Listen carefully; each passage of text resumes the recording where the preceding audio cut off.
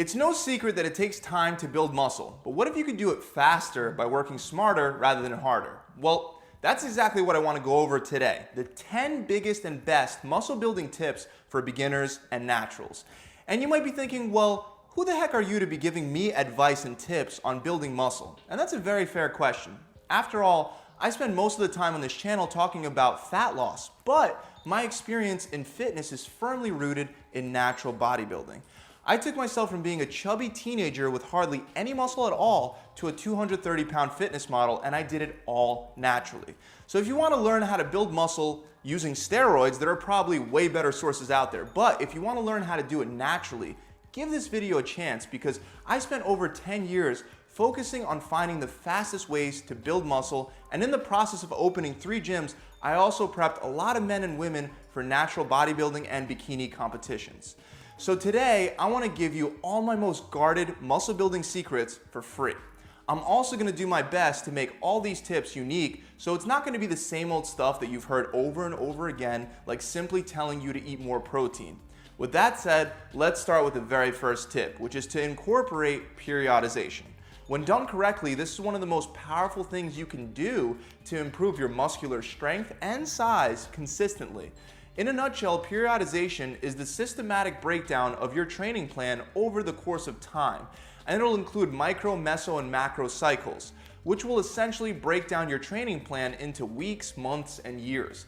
But instead of explaining to you every possible way that you could incorporate different cycles of periodization, I'd rather give you guys a simple, actionable plan to consistently make progress using the exact periodization strategy that helped me the absolute most.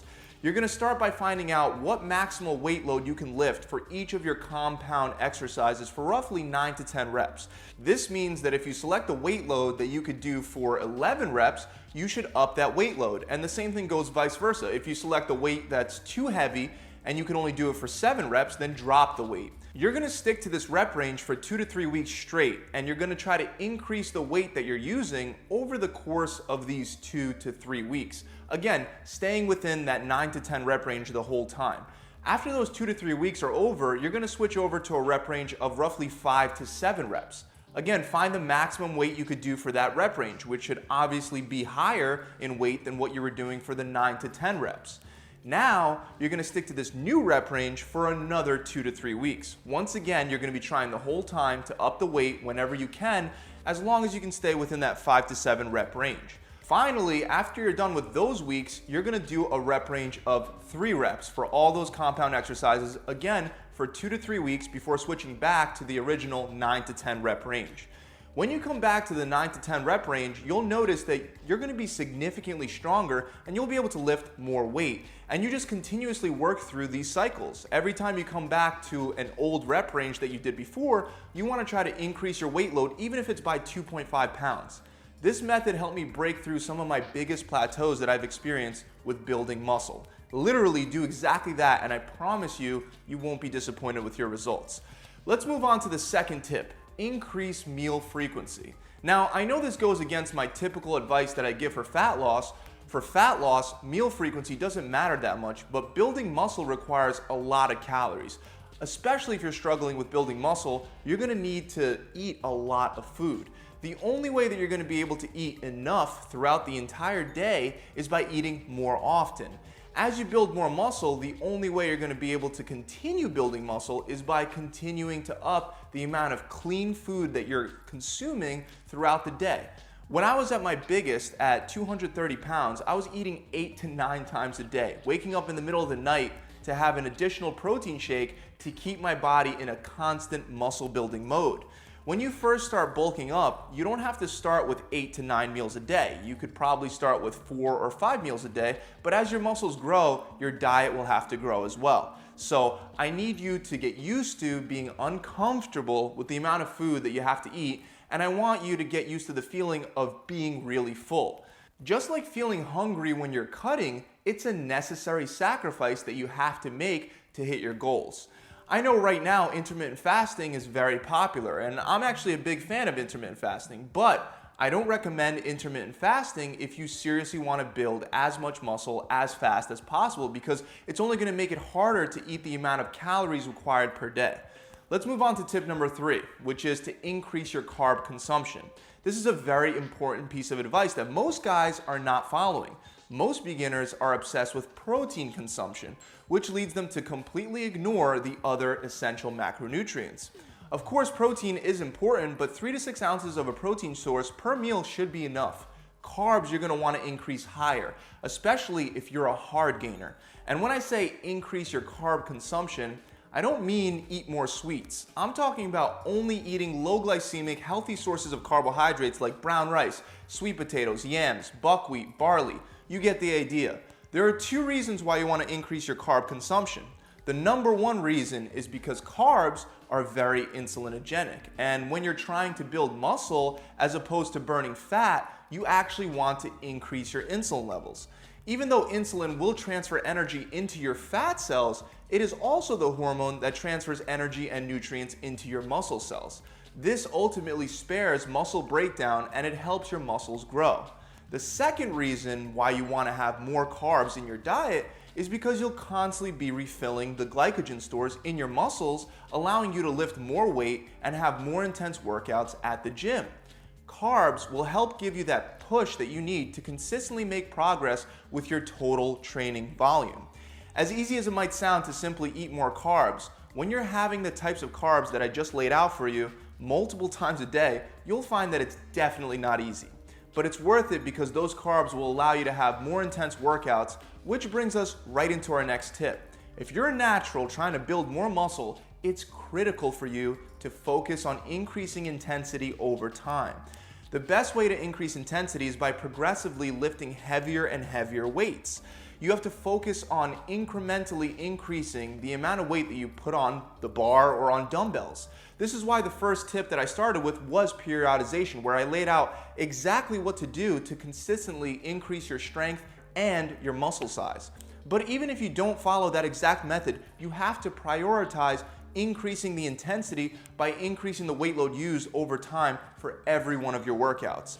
When you make lifting heavier and heavier weights over time a priority, you're setting up one of the best situations to build more muscle as a natural. The next tip is to increase training frequency. This means that you want to increase the amount of days per week that you're actually hitting the same muscle group or the same muscle groups.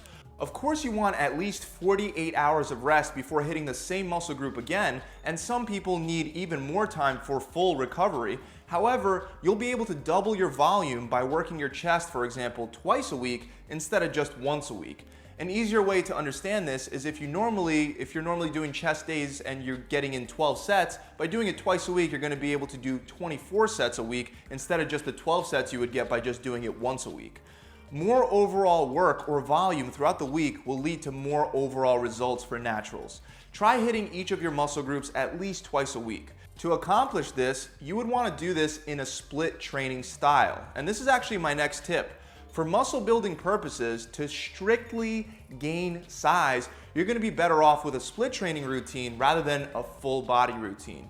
Great split training routines include combining chest, shoulders, and triceps. Then on a separate day, you could do back and biceps. And then on a separate day, you would do legs.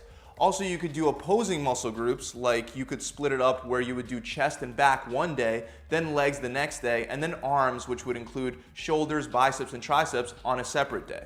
Then, if you're trying to do this twice a week, you would just repeat going back to that very first day.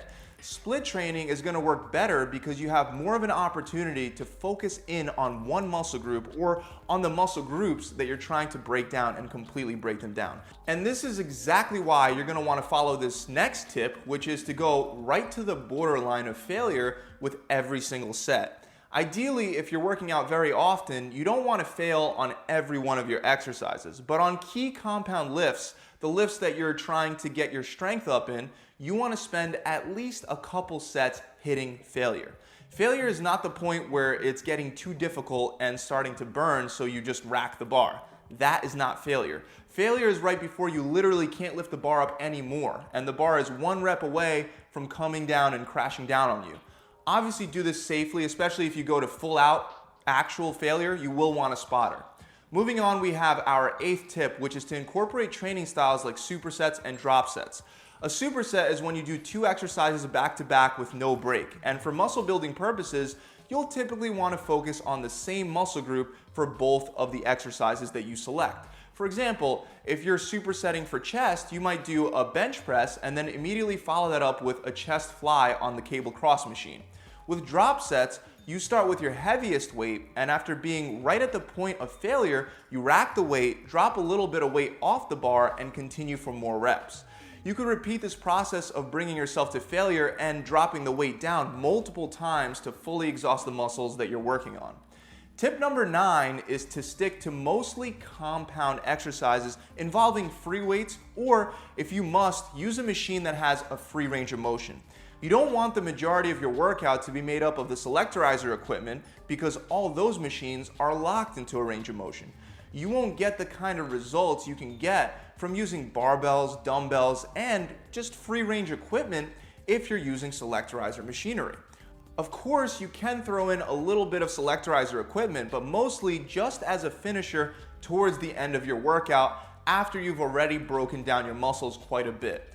Let me repeat that. If you want the best results in terms of building muscle, then spend the majority of your strength and energy focusing on compound heavy lifts with barbells and dumbbells. The last tip is in the realm of supplementation. You will not need most of the supplements that are advertised for gaining muscle. The only supplements that you're really gonna want are gonna be a protein powder to take after your workouts, a good pre-workout made up of natural ingredients, and creatine. Those are the only supplements that you'll really need for building muscle. You can also get dextrose, which is just a pure form of sugar, and you could use it along with your protein shake after your workouts in order to spike your insulin levels to get more nutrients and amino acids and glycogen into your muscles.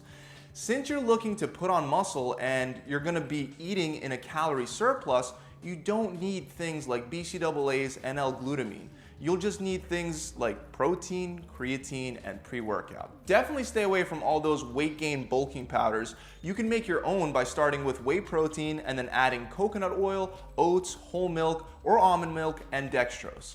That's it, guys. I really hope this video has helped you out. If you enjoyed it, make sure you subscribe to my channel. And also, if you're looking for a little more guidance on how to build muscle faster with the proper program, check out my 6-week challenge that I'm running right now that includes a workout plan and a diet plan and an accountability coach to guide you through the entire program.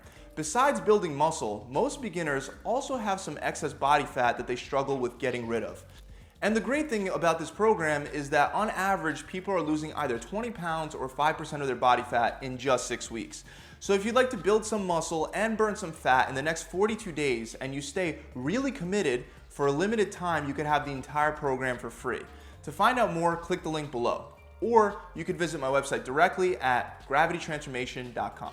See you guys soon. Pump it.